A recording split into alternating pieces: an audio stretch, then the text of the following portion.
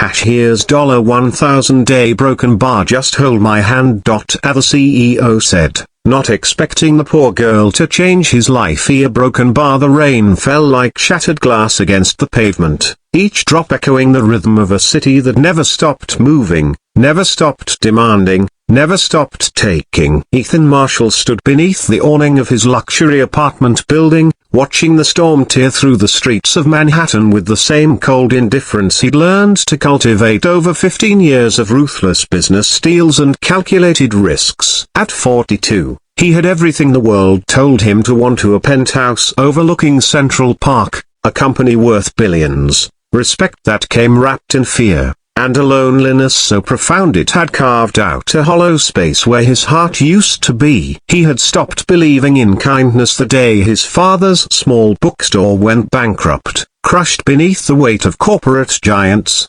leaving behind nothing but broken dreams and a lesson Ethan learned too well: mercy is weakness, and weakness has no place in survival. Tonight, he was supposed to meet investors at the Carlyle, the kind of restaurant where a single bottle of wine cost more than most people earned in a month. But as he stepped into the rain with his $1,000 umbrella, something made him stop. There, huddled against the brick wall of a closed cafe.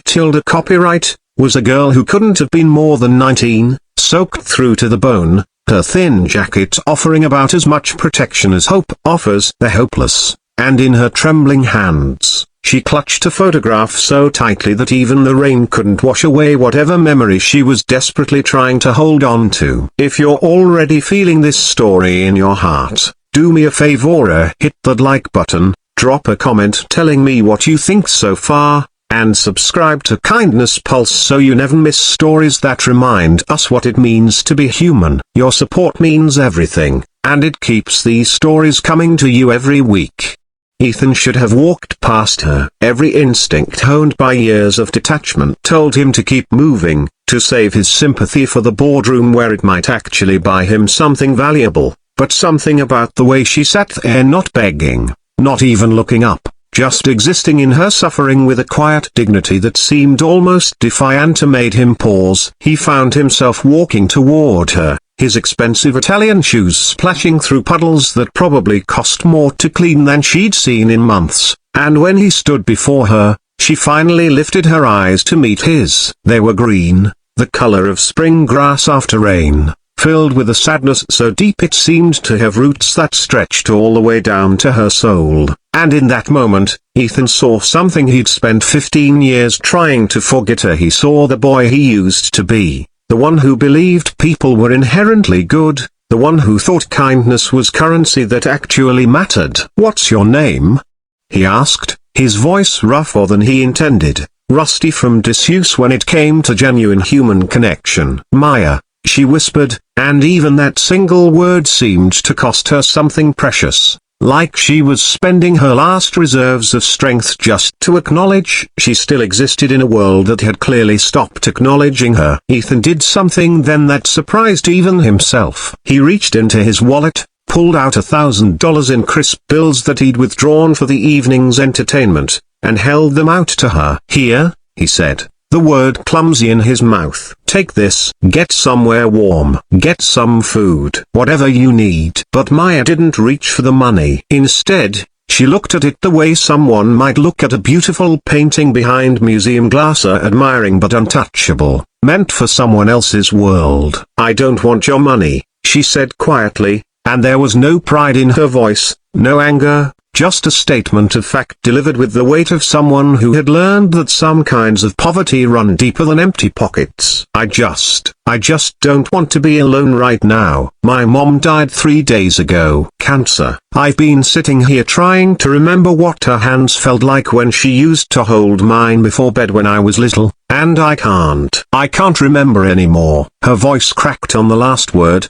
splintering like ice beneath too much weight. And something inside Ethan's carefully constructed armor cracked right along with it. He stood there, this titan of industry who had negotiated billion-dollar mergers without flinching, utterly paralyzed by the simple, devastating honesty of her grief. The rain continued to fall, washing the city clean of its daily sins, and Ethan found himself doing something he hadn't done in so long he'd forgotten it was possible. He sat down beside her on the cold, wet pavement, his $5,000 suit soaking through immediately, and he held out his hand. Not the hand clutching money, not the hand that signed contracts and crushed competitors, but just his hand, open and empty and human. "Then just hold my hand," he said, and the words came out gentler than anything he'd spoken in years. "You don't have to be alone tonight." Maya stared at his hand like it was a miracle, like it was the answer to a prayer she'd been too afraid to speak out loud,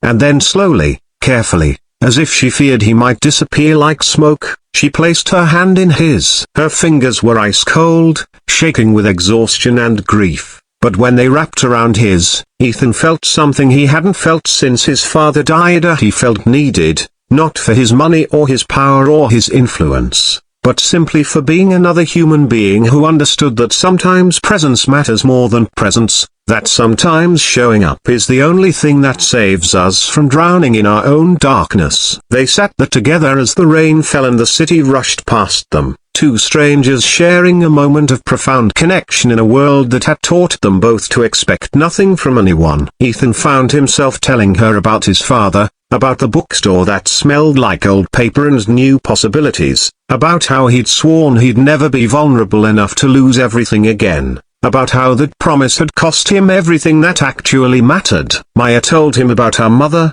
about growing up in foster care until her mom got clean and fought to get her back, about the 3 beautiful years they'd had together before the cancer came and stole what little time they'd been given, about how she'd spent every penny she had on medical bills and now had nothing left except memories that were already starting to fade around the edges. She used to say that the only thing that survives us is the kindness we showed, Maya whispered, tears mixing with rain on her cheeks. She said that love is the only thing we get to keep, even after everything else is taken away. And Ethan realized, sitting there on that wet pavement with his hand wrapped around a stranger's, that he'd spent 15 years building an empire on the ruins of his compassion, and all he'd really built was a prison with gilded bars. Something fundamental shifted in Ethan Marshall that night, like tectonic plates rearranging themselves deep beneath the surface of who he'd convinced himself he was. He took Maya to a hotel,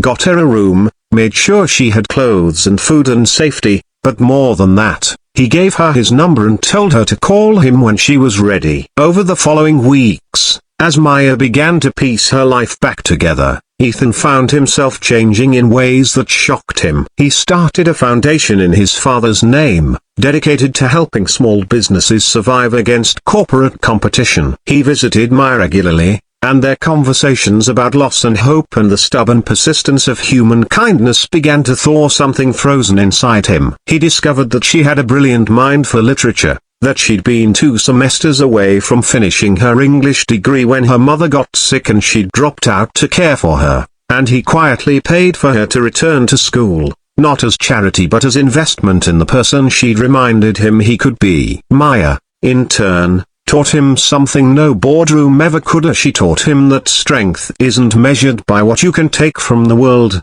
but by what you're brave enough to give, that vulnerability isn't weakness but the only real courage that matters, that the richest people aren't those who have the most but those who need the least because they've learned that connection is the only currency that doesn't depreciate with time. Before we reach the end of this journey, I need to ask you something from the heart. If this story has touched you, if it's reminded you that we're all just one act of kindness away from changing someone's life, please like this video, share it with someone who needs to hear it, and subscribe to Kindness Pulse. Let's build a community that believes in the power of compassion, one story at a time.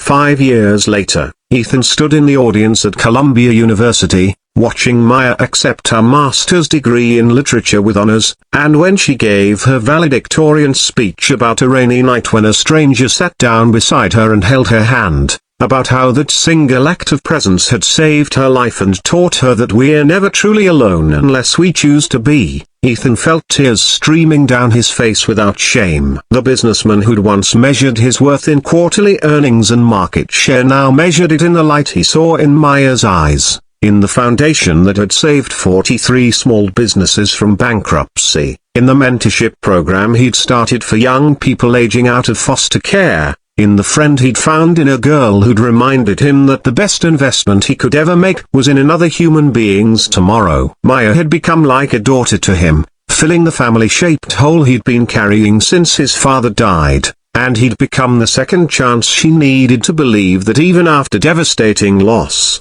life still holds beautiful surprises for those brave enough to remain open to them. That night by the cafe Tilda copyright had cost him $1,000 he never gave away and everything he thought he knew about what makes a life worth living, and in return, it had given him back the part of himself he thought was lost forever, the part that believed in mercy, in connection, in the radical act of simply being there for another person when the world falls apart round them. As Maya found him in the crowd after the ceremony, her diploma clutched in hands that no longer trembled with cold and grief but with joy and possibility, she hugged him tightly and whispered, "Thank you for not walking past me. Thank you for seeing me when I was invisible." And Ethan whispered back, "Thank you for reminding me that the best version of myself was never the one who had everything, but the one who was willing to share what he had with someone who needed it more." Because sometimes the people we save end up saving us right back,